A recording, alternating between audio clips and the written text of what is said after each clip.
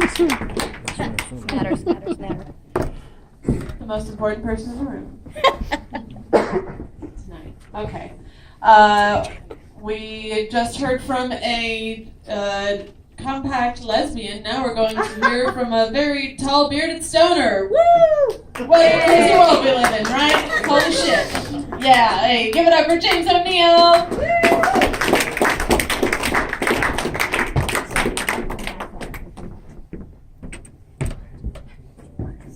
We have similar taste in clothing, most lesbians and I.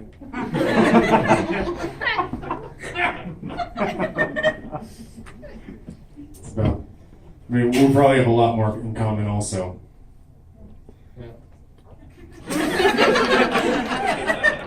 Check I'm out not the here to flannel. judge anybody.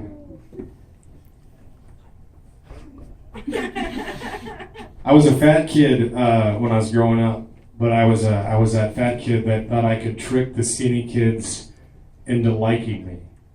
So I did what they did, which mostly involved running. And I wasn't very good at it, but I played a lot of tag.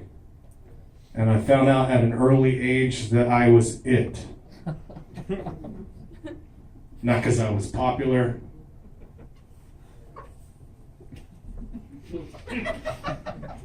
My reflexes were just not as good as the other children.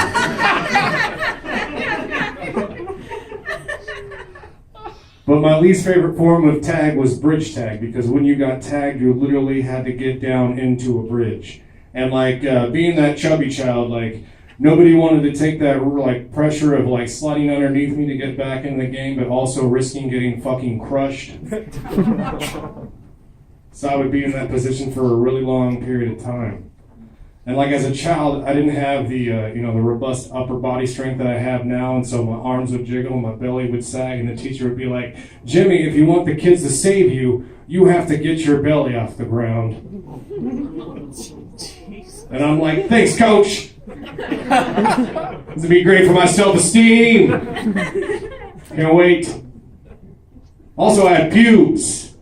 Very healthy fifth grader.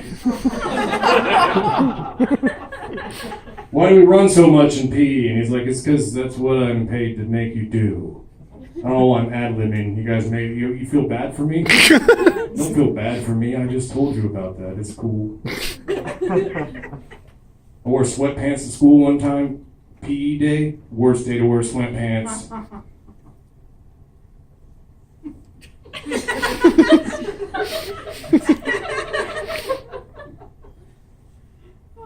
They ripped. I got it. They ripped. Sweatpants rip when you try to move quick in them, and you have thighs that are too big for them. I was a fat kid. I was an athlete in high school, though.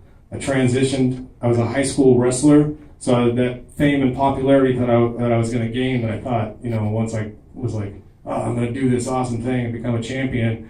Yeah, nobody gave a shit. It's great. But I wrestled heavyweight up until I was a junior in high school, and I figured out that I could cut weight, and then I could weigh less, and then I could beat on smaller kids. And I was like, holy shit, this is science.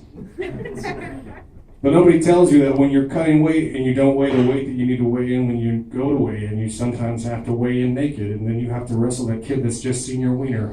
That's a little awkward. Because some of us are growers, other people are showers.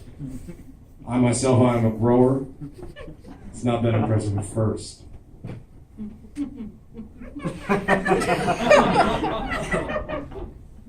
But I promise, if you give me a lot of encouragement,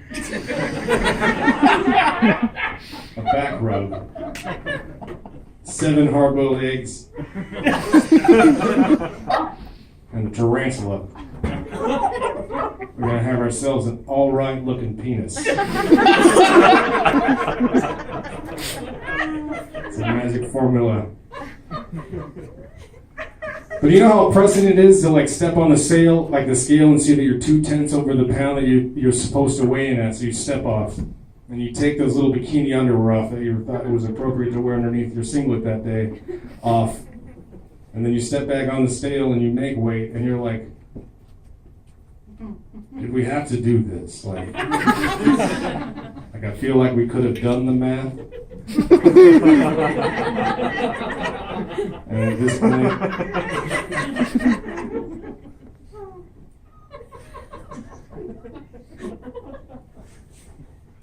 I've decided that if I'm ever going to try autoerotic asphyxiation, it's also known as strangle baiting, I'm going to use crepe paper. And if you don't know what that is, that's the stuff they use to make streamers with. And I've got this figured out. If I pass out during it, the paper will tear, and I will be safe. And if I get caught, it'll just look like I'm having a party. All right, guys, thank you very much.